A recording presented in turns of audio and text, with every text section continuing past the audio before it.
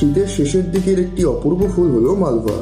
হলিহক প্রজাতির মতনই এই গাছও থামপটের চারা থেকে গাছে ফুল আসতে কমপক্ষে 40 থেকে 50 দিন পর্যন্ত সময় নেয় এবং এই গাছের ফুলগুলি অত্যন্ত সুন্দর এবং উজ্জ্বল বর্ণের হয়ে থাকে এবং বেশ কিছুদিন গাছে সতেজও থাকে। বেশিরভাগ গাছগুলি ডোয়ার্ফ ভ্যারাইটির হয়ে থাকে, ফলে খুব একটা বড় হাইট হয় না, তবে নিজে থেকেই বুশি শেপ ধারণ করে।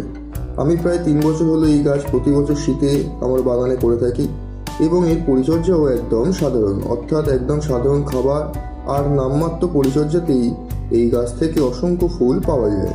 পরিচর্যা বলতে থামপটের চারা 10-15 দিন 4 ইঞ্চি পটে রেখে তারপরই 8 ইঞ্চি পাত্রে ফাইনাল প্রতিস্থাপন করেছিলাম। এতে শিকড়ের বিন্যাস ভালো হয়।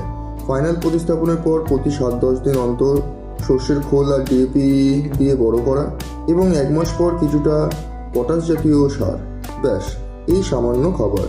আর রোগ পোকার আক্রমণ থেকে বাঁচতে ছোট থেকেই কাকা এবং কনফিডার ঘুরিয়ে ফিরিয়ে প্রতি সপ্তাহে ব্যবহার করে গেছি। অর্থাৎ বুঝতেই পারছেন, খুব কম পরিচর্যাতেই এই গাছ থেকে আমরা অসংখ্য ফুল পেতে পারি। তাই শীতে অবশ্যই এই গাছ আপনার বাগানে রাখুন এবং আপনার বাগানকে আরও রঙিন করে তুলুন।